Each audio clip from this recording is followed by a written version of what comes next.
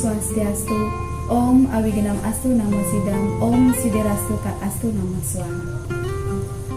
Pertama-tama, marilah kita panjatkan puji syukur kehadapan Ida Sang Yang Widiwasa atas asung kertawaran nugerahanya kita selalu diberikan kesehatan, keselamatan, serta kerahayuan dalam lindungannya.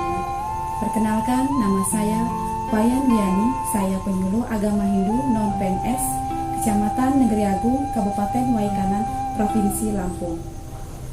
Umat Sedharma yang berbahagia, pada kesempatan ini saya akan menyampaikan pesan Dharma mengenai Piodalan. Secara etimologi, Piodalan atau Odalan dapat diartikan sebagai hari lahir atau kelahiran sebuah pura. Pura yang sesuai dengan sastra bahwa pura dianggap lahir pada saat Ngentek Linggih, yang dalam bahasa Sanskerta disebut sebagai Kumbha Abiska. Dalam pengertian kita yang masih awam, dapat diartikan bahwa pada saat Ngentek Linggih, itulah Ida Betara mulai melinggih atau berstana. Secara tatwa dapat dijelaskan bahwa pada saat Ngentek Linggih tersebut, pura diberikan kekuatan, prana, jiwa atau roh oleh Tuhan, dan setelah melakukan proses upacara Ngentek Linggih tersebut, pura menjadi pusat ritual dan spiritual bagi umat Hindu yang kemudian diperingati setiap tahun yang disebut dengan Piodalan sebagai wujud bakti kita kehadapan Ida Sang Yang Widiwasa dengan cara menghaturkan bebanten atau persembahan. Dalam Bhagavad Gita Adhyaya 9 Sloka 26 berbunyi, Patra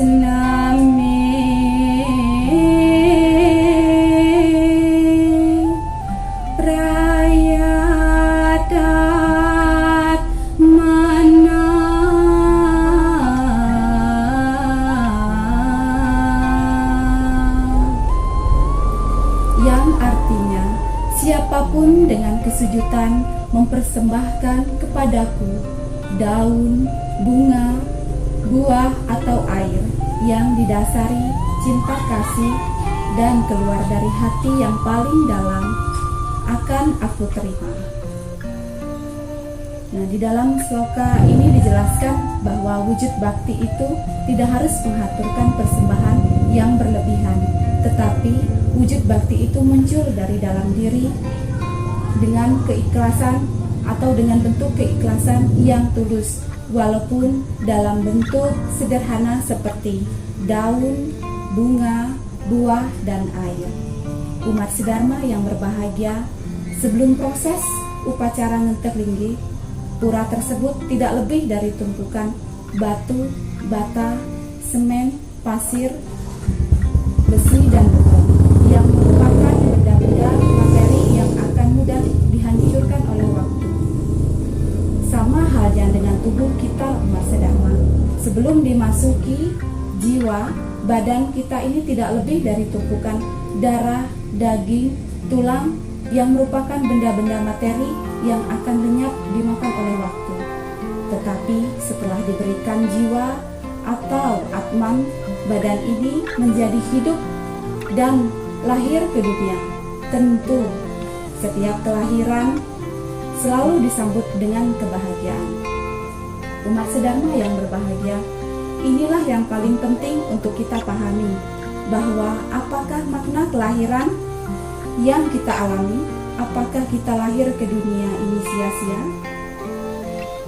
Di sini ajaran agama Hindu menentukan tujuan bagi hidup manusia agar kelahiran di dunia menjadi bermakna.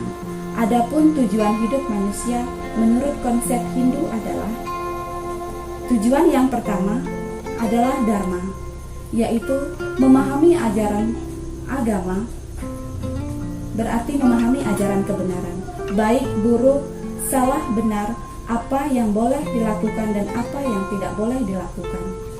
Dengan demikian, kita akan hidup bermoral pada yang berpegang pada teguh ajaran agama. Tujuan yang kedua adalah arta. Tanpa arta, hidup ini tidak akan mungkin. Kita tidak mungkin menyelenggarakan hidup pribadi maupun sosial tanpa memiliki harta. Bahkan dalam melaksanakan kegiatan upacara keagamaan pun membutuhkan arta ataupun dana. Dalam hidup kita ini dianjurkan untuk mencari arta sesuai dengan kemampuan kita dan berlandaskan dengan dharma. Dan arta tidak hanya untuk kebutuhan jasmani atau kesenangan, tetapi akan lebih bermakna jika digunakan untuk kebutuhan rohani. Kemudian, tujuan yang ketiga adalah kama. Kama yang dalam arti sempit adalah kesenangan. Karena hubungan suami istri yang sah tujuannya adalah untuk menciptakan keturunan dan memelihara cinta kasih suami dan istri. Dalam arti yang luas, kama adalah kesenangan yang ditimbulkan oleh seni dan budaya.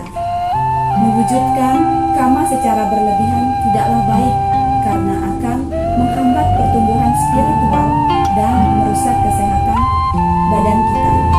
Kemudian tujuan yang keempat adalah kebebasan,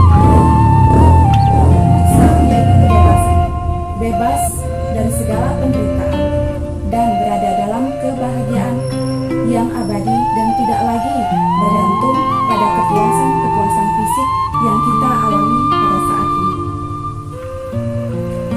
Keempat tujuan agama Hindu tersebut diibaratkan seperti sebuah tangga yang memiliki 4 anak tangga yang harus ditapaki satu persatu supaya kita sampai dengan selamat.